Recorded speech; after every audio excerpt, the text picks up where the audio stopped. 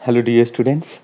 तो अभी तक हम देख रहे थे मीडिया एक्सेस में डिफरेंट प्रोटोकॉल्स के बारे में। डिफरेंट प्रोटोकॉल्स में हमने जो अभी तक बात की थी रैंडम एक्सेस प्रोटोकॉल्स में।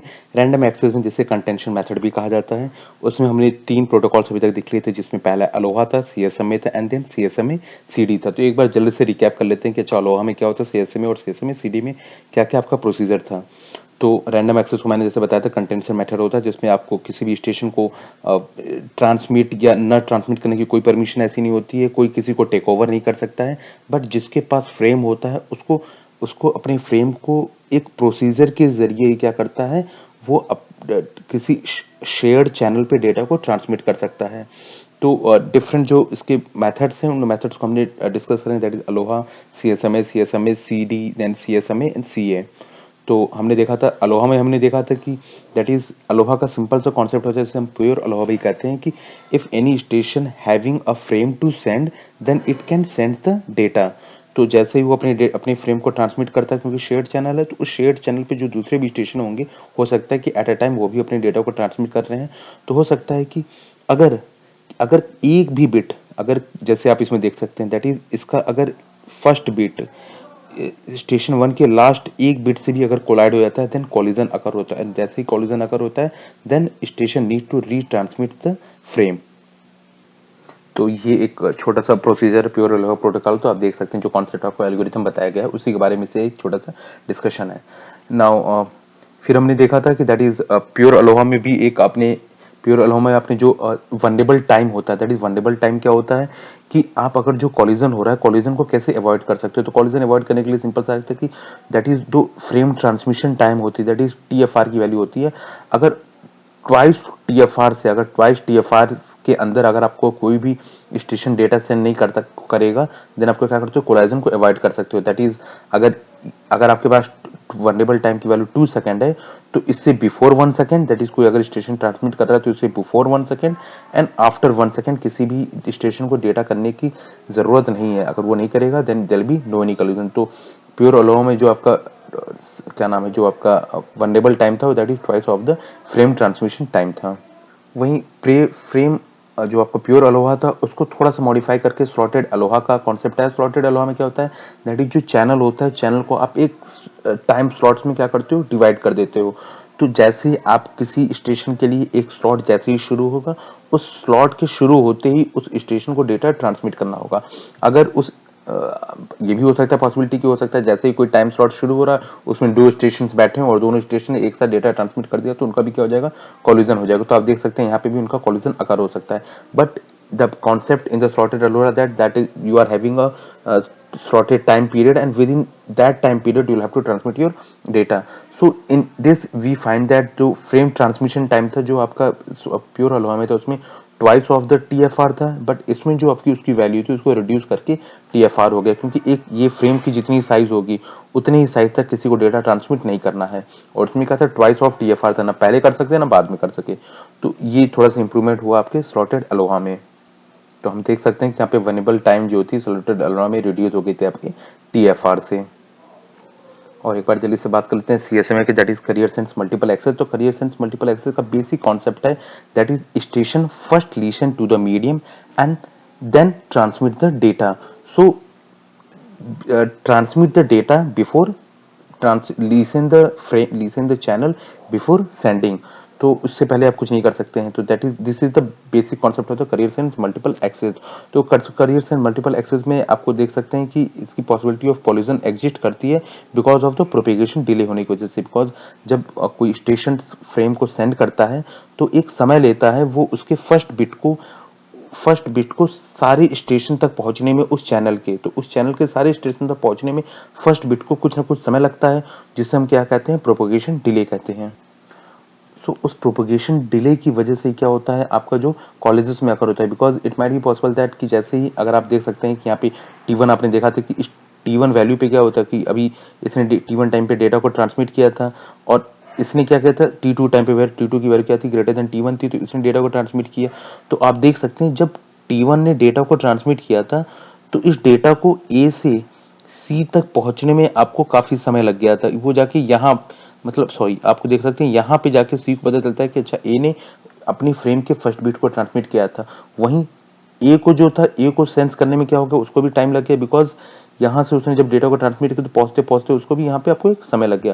सो there was the time difference for detecting the first bit of the frame by station A and by the station C. So in CSMA के लिए जो आपका वनरेबल टाइम की जो वैल्यू डिफाइन हुई थी वो प्रोपगेशन टाइम के बराबर थी। तो जितना एक फ्रेम को प्रोपगेट करने में टाइम लगता है, उससे उतना ही अगर अगर आप समय देखेंगे, उससे पहले आपको कोई भी डेटा ट्रांसमिट नहीं होना चाहिए, then you can avoid the collision. अब कुछ हम बेसिक कॉन्सेप्ट्स के बारे में हमने बात की थी, दैट इज परसिस्टेंस मेथड के बारे में बात की थी। जो परसिस्टेंस मेथड होता है वो 3 टाइप्स के होते हैं, जैसे first, second and third persistent method की कैसे किसी स्टेशन को पता चले कि व्हेन जब अगर आइडल हो तो कब भेजना है, या अगर बिजी है देन कब भेजना है। तो इस कॉन्सेप्ट को क्लियर करने के लिए आपके परसिस्टेंट मेथड को डिफाइन किया गया था। पहले फर्स्ट परसिस्टेंट मेथड था कि जो स्टेशन होता है वो कंटिन्यूसली आपके चैनल को सेंस करता रहता है, और जैसे ही चैनल को स्टेशन को पता चलता है कि अच्छा now this channel is idle, then it immediately transmits its data. But इसमें पॉसिबिलिटी है कि जो दूसरे भी स्टेशन है वो भी सुनते होंगे कि अच्छा कहीं खाली है कि नहीं खाली है, जैसे उनको भी पता चलेगा तो वो भी अपने डेटा को सेंड कर देंगे, तो इसमें कॉलिजन के चांसेस बने रहते हैं। वही हम बात करते हैं नॉन परसिस्टेंट मेथड की। नॉन परसिस्टेंट मेथड में क्या होता है कि जो स्टेशन होते हैं पहले वो चैनल को सेंस करते हैं, देन अगर वो बिजी है देन जो आपका सेंस स्टेशन होता है then it wait for a random amount of time, और रैंडम अमाउंट ऑफ टाइम के बाद फिर से दोबारा से वो चेक करता है, और अगर उस चेक में अगर उसको फिर बिजी मिलता है देन वो फिर again random amount of time के लिए वेट करता है, और अगर उसको एडर मिलता है तो वो अपने डेटा को ट्रांसमिट करता है। तो इससे आप देख सकते थे कि क्योंकि आप यहाँ पे बीच में देख सकते हैं कि जैसे ही अगर वो खाली भी है, अगर आपका चैनल आइडियल भी बना हुआ है तो उस समय वो अपने डेटा को ट्रांसमिट नहीं कर पा रहा है। तो इससे क्या हो रही है, जो एफिशिएंसी ऑफ द नेटवर्क है वो फुल यूटिलाइज नहीं हो पा रहा है। तो इसलिए जो आपका थर्ड मेथड था that is called the non persistent method, it was introduced. So non persistent method जो है आपके दोनों एडवांटेजेस को, दैट इज फर्स्ट परसिस्टेंट और नॉन परसिस्टेंट के एडवांटेजेस को यूज करता है। तो जैसा कि क्योंकि दोनों एडवांटेजेस को यूज करता है, देयरफॉर ये जो मेथड होता है it reduce the chances of collision and also improves the efficiency of the network. Now अगर अगर स्टेशन जो होता है, व्हेन मेथड में क्या करता है कि जो स्टेशन होता है अगर लाइन आइडल होती है, लाइन आइडल है, then it follow the two steps. Two steps में पहले क्या होता है कि वो प्रोबेबिलिटी पी से स्टेशन जो होता है अपने फ्रेम को सेंड करता है, देन दूसरे फ्रेम को ट्रांसमिट करने के जो दूसरा स्टेशन है देन वो फॉलो करता है probability q equal to 1 minus p, that is q time से स्टेशन वेट करता है। देन वो जैसे ही नया टाइम स्लॉट स्टार्ट होता है तो वो लाइन को दोबारा से चेक करता है। अगर लाइन आपकी आइडल है देन वो स्टेप 1 पे जाता है, दैट इज अपने प्रोबेबिलिटी p के अकॉर्डिंग अपने फ्रेम को ट्रांसमिट कर देता है। और अगर लाइन बिजी है देन इट एज्यूम दैट कि there is a collision has occurred and it uses the back off process that is back off एक रैंडम अमाउंट ऑफ टाइम के लिए वेट करता है, देन ये प्रोसीजर आपका रिपीट होता है। So this is called the p persistent method. Now इसके बाद हमने बात की थी that is CSMA CD. CSMA CD इसलिए इंट्रोड्यूस किया गया क्योंकि सीएसएमए जो था it does not define any procedure following by a collision. So CSMA CD जो था it defines some algorithm to handle the collision. तो कोलिजन को कैसे हैंडल करेंगे उसको सीएसएमए सीडी में देखेंगे। तो इस अगर मेथड में देखा जाए तो सीएसएमए सीडी में क्या होता है कि जो आपका स्टेशन होता है वो डेटा ट्रांसमिट करने के बाद ट्रांसमिशन को वो मॉनिटर करता रहेगा, आपके चैनल्स को मॉनिटर करता रहेगा। अगर वो सक्सेसफुली आपका जो डेटा होता है वो ट्रांसमिट हो जाता है देन स्टेशन फिनिट हो जाएगा। इफ अगर सक्सेसफुली आपका डेटा जो है या फ्रेम जो है वो ट्रांसमिट नहीं हुआ है then the frame is sent again. तो इसमें देख सकते हैं कि इसमें जो फर्स्ट बिट होती है is transmitted by the two stations involve in the collision. तो सीएसएमए सीडी को बेहतरीन समझ के लिए हम कर सकते हैं कि हम देख सकते हैं कि दो स्टेशन हैं वो अपनी फर्स्ट बिट को ट्रांसमिट करते हैं ड्यूरिंग द कॉलिजन प्रोसीजर। तो आप देख सकते हैं कि एक जो स्टेशन होते हैं दोनों के दोनों स्टेशन तब तक अपने डेटा को ट्रांसमिट करते हैं या बिट्स को ट्रांसमिट करते हैं जब तक कोई कॉलिजन डिटेक्ट ना हो जाए। तो आप देख सकते हैं कि T2 टाइम में कि T1 टाइम में इसने आपके जो फ्रेम स्टेशन ए है उसने अपने बिट्स को ट्रांसमिट किया। तो after a certain period of time that is T3 time ने सी ने डिटेक्ट किया कि अच्छा ए ने डेटा को ट्रांसमिट किया था। सो और जैसे ही सी ने ट्रांसमिट किया था तो सी के ट्रांसमिट किए हुए डेटा को ए स्टेशन T4 टाइम में आइडेंटिफाई करता है। तो आप देख सकते हैं ए जो टाइम लेता है ए का जो ट्रांसमिशन टाइम होता है वो होता है T4 माइनस T1। वहीं अगर सी का जो ट्रांसमिशन टाइम होता है वो T3 माइनस T2 है।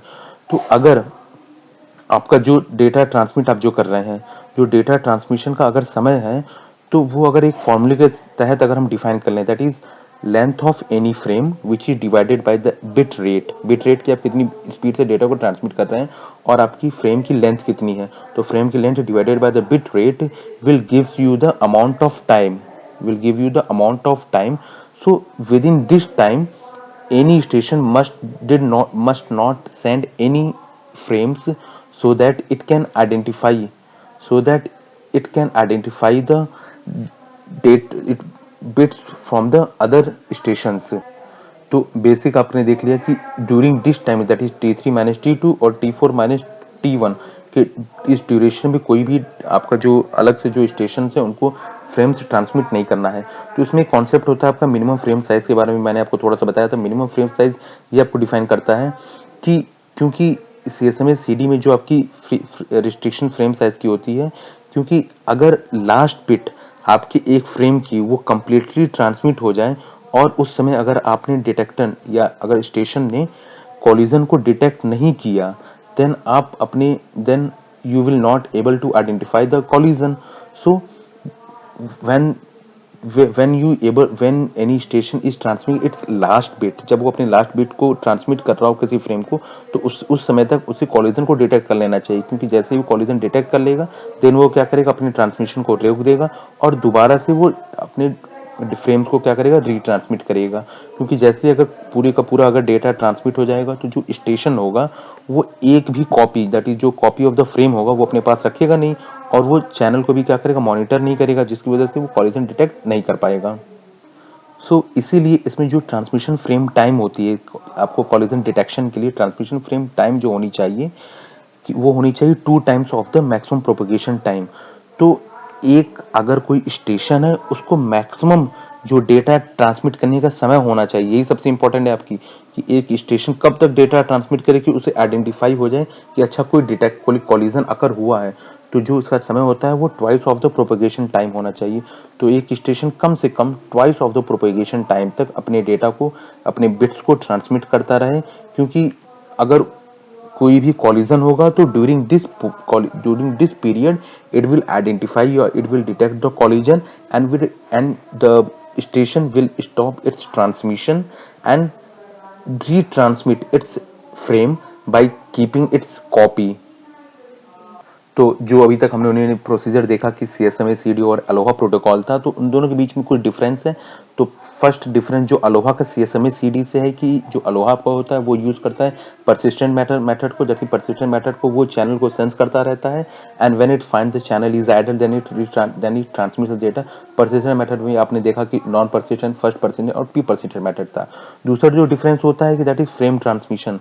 फ्रेम ट्रांसमिशन में अलोहा जो होता है वो एक बार में अपने सारे फ्रेम को ट्रांसमिट कर देता है और एक्नॉलेजमेंट के लिए वेट करता है। वहीं जो CSMA CD जो होता है वो सिर्फ अपनी सिंगल बिट्स को ट्रांसमिट करता है, अपनी बिट्स को ट्रांसमिट करता है और जब तक वो अपने डेटा को ट्रांसमिट करता है उसी समय वो कॉलिजन डिटेक्शन को भी क्या होता है, देखता रहता है कि अच्छा कहीं चैनल में कॉलिजन डिटेक्शन तो नहीं हुआ है।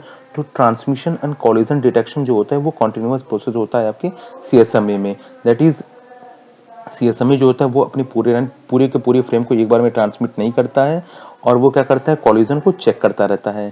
सो ट्रांसमिट एंड रिसीव्स कंटिन्यूअसली और साइमल्टेनियसली आपकी होती रहती है। ठीक है, तो जैसे ही आप डिटेक्ट करते हो, कॉलिजन को डिटेक्ट करते हो, तो कॉलिजन डिटेक्ट करने के बाद क्या होता है CSMA में, जो दोनों स्टेशन हैं वो ट्रांसमिशन को बंद कर देते हैं और दोबारा से अपने एक पर्टिकुलर टाइम के बाद दोबारा से वो रीट्रांसमिट करते हैं। तो ये डिफरेंस होता है अलोहा और CSMA में। ना ये चलिए हम छोटा सा बात करते हैं थोड़े से और एक एनर्जी लेवल के बारे में। एनर्जी लेवल बेसिक क्या होती है, अगर हम चैनल की एनर्जी लेवल की बात करें, क्योंकि जो भी चैनल्स होते हैं, चैनल से अगर कोई भी आपके फ्रेम्स ट्रांसमिट हो रहे हैं तो हर फ्रेम्स की अपनी एक एनर्जी लेवल होगी। इस एनर्जी लेवल को जो डिफाइन किया गया वो 3 वैल्यूज में, दैट इज एक जीरो है, नॉर्मल है और एबनॉर्मल। ये 3 चीजें बड़ी इंपॉर्टेंट है। आप देख सकते हैं कि तीनों चीजें होती क्या है। तो जीरो लेवल आप देख सकते हैं कि अगर चैनल आपका आइडल, आप ये डायग्राम से भी देख सकते हैं, मैं आपको डायग्राम से ये दिखाना चाहूंगा कि अगर चैनल आपका, देखिए अगर चैनल आपका आइडल है, चैनल आइडल है, देन आपकी जो एनर्जी लेवल होगी वहाँ पे क्या होगी आपकी 0 हो गई है। चैनल लेवल आइडल पे आपकी जो एनर्जी लेवल होगी वो 0 होगी। But if there is a frame, if there is a successfully captured if there is a successfully capturing of the frame through the channel, then इसका जो एनर्जी लेवल होगा वो क्या होगा, नॉर्मल होगा। आप देख सकते हैं ये क्या होगा, नॉर्मल होगा। बट अगर एब नॉर्मल लेवल की बात करते हैं तो अगर जब कभी भी चैनल में कॉलिजन होगा, जब कभी भी आप देख सकते हैं चैनल में कॉलिजन होगा तो एनर्जी जो क्या होगी वो twice of the normal level होगी। जो नॉर्मल लेवल था उसके क्या हो गई, जो कॉलिजन कॉलिजन पे होने पे जो एनर्जी लेवल थी वो ट्वाइस हो गई है। तो जब भी कॉलिजन अकर होगा तो एनर्जी लेवल आपकी ट्वाइस हो जाएगी। तो स्टेशन को आप सिंपल से अब क्या करना है कि station that has a frame to send or is sending a frame needs to monitor the energy level to determine if a channel is idle, busy or collision mode। तो सिर्फ जब भी किसी स्टेशन को अपने फ्रेम को transmit कर रहा है तो वो सिर्फ चैनल के एनर्जी लेवल को मॉनिटर करने की ज़रूरत है। वो चैनल के एनर्जी लेवल को जैसे मॉनिटर करेगा तो उसे पता चल जाएगा कि अच्छा चैनल आइडल है, बिजी है या कॉलिजन मोड में है। तो ये तीनों की तीनों चीज़ें आपको जो है सिर्फ चैनल को मॉनिटर करने पे आइडेंटिफाई हो सकता है।